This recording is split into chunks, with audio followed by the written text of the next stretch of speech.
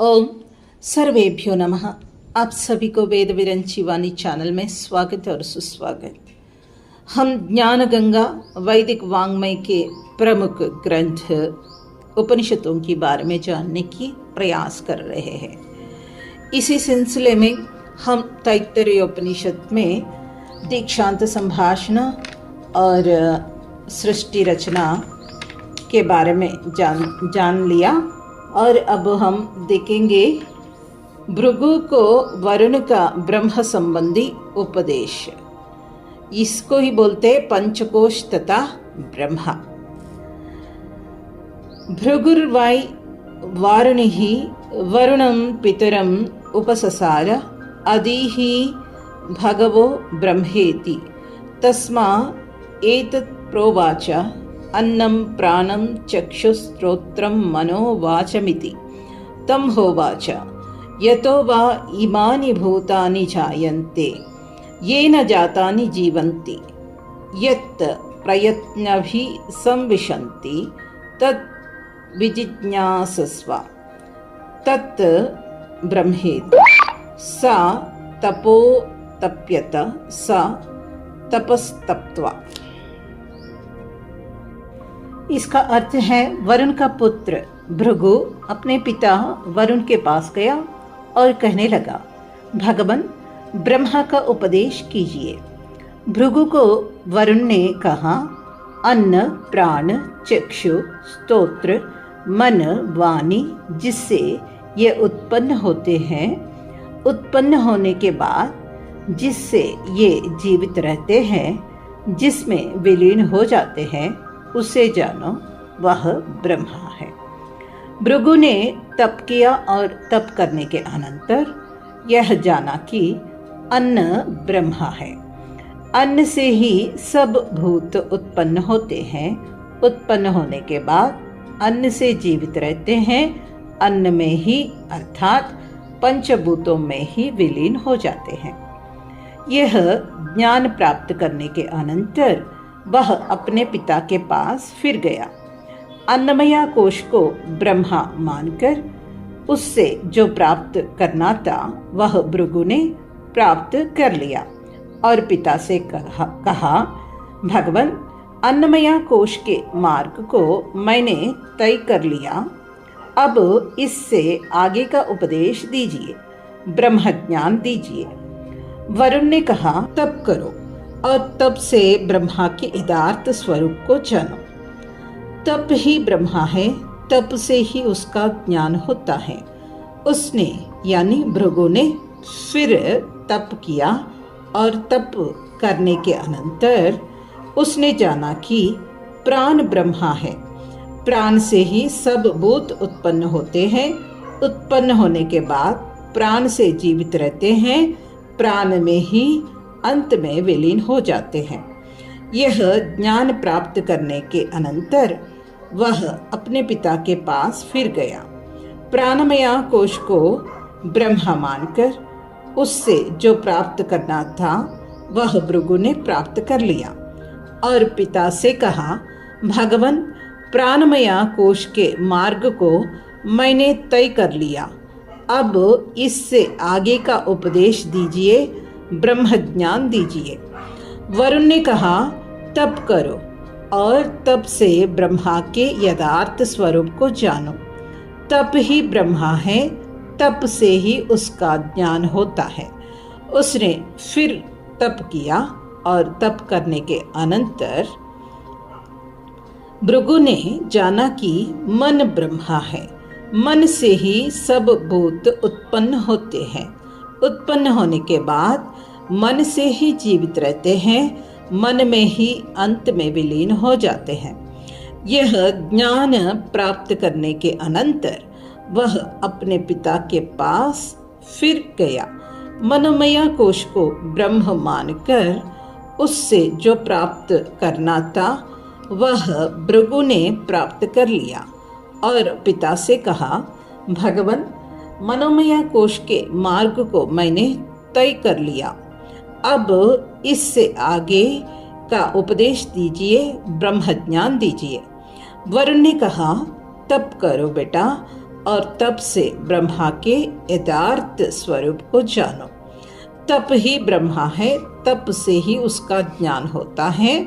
उसने यानी भृगु ने फिर तप किया और तप करने के अनंतर उसने जाना कि विज्ञान ब्रह्मा है। विज्ञान से ही सब भूत उत्पन्न होते हैं। उत्पन्न होने के बाद विज्ञान से ही जीवित रहते हैं। विज्ञान में ही अंत में विलीन हो जाते हैं। यह ज्ञान प्राप्त करने के अनंतर वह अपने पिता के पास फिर गया। विज्ञानमय कोश को ब्रह्मा मानकर उससे जो प्राप्त करना था वह भृगु ने प्राप्त कर लिया और पिता से कहा, भगवान, विज्ञानमय कोश के मार्ग को मैंने तय कर लिया।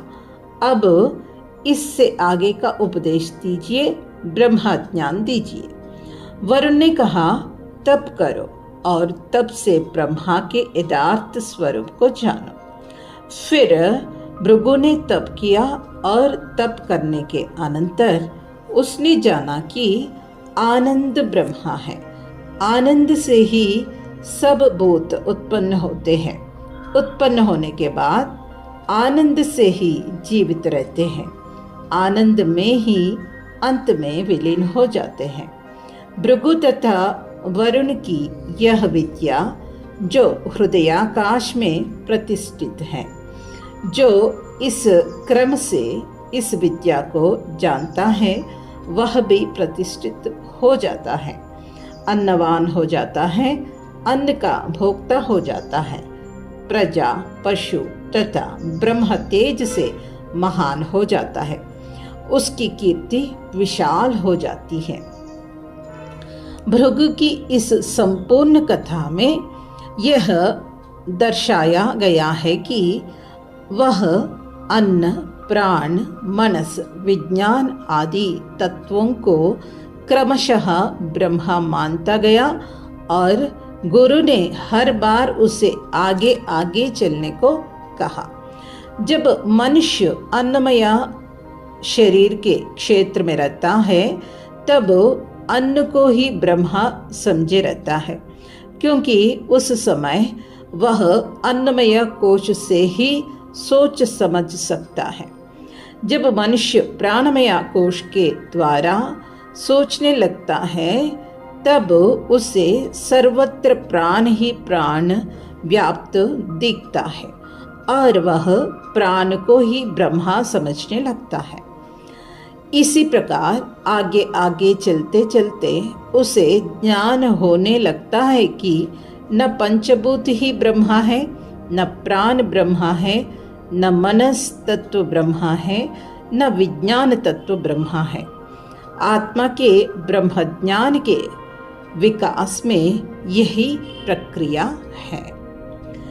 इसी भाव को हम कवितात्मक रूप में देखेंगे। वरुण ने पुत्र भृगु को निर्देश किया, तप से ब्रह्मा को पावो ये उपदेश दिया। वरुण ने पुत्र भृगु को निर्देश किया, तप से ब्रह्मा को पाओ ये उपदेश दिया। फिर भृगु ने तप का अनुष्ठान किया, आनंद ब्रह्मा है ऐसा अनुसंधान किया। फिर भृगु ने तप किया, अनुष्ठान किया, आनंद ब्रह्मा है ऐसा अनुसंधान किया। आनंद मूल है इस दृश्य जगत का, कण से लेकर चराचर समस्त का। आनंद मूल है इस दृश्य जगत का, कण से लेकर चराचर समस्त का। सबका पालन आनंद है करता, सब में जीवन रूपी प्राण है भरता। सबका पालन आनंद है करता, सब में जीवन रूपी प्राण है भरता। लीन आनंद में सब होते हैं, निज स्वरूप आनंद में बिलोते हैं। लीन आनंद में सब होते हैं, निज स्वरूप आनंद में बिलोते हैं।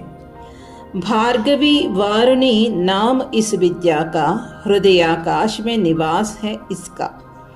भार्गवी वारुणी नाम इस विद्या का, हृदयाकाश में निवास है इसका। जो इस विद्या का ज्ञाता हो जाता, अन्नवान भोक्ता वह कहलाता। जो इस विद्या का ज्ञाता हो जाता, अन्नवान भोक्ता वह कहलाता। ब्रह्म तेज से युक्त हो जाता, समस्त अज्ञान से ज्ञानी मुक्त हो जाता।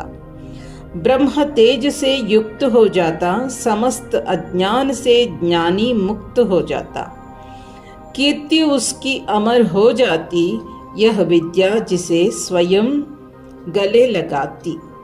कीर्ति उसकी अमर हो जाती, यह विद्या जिसे स्वयं गले लगाती। ओम स्वस्ति।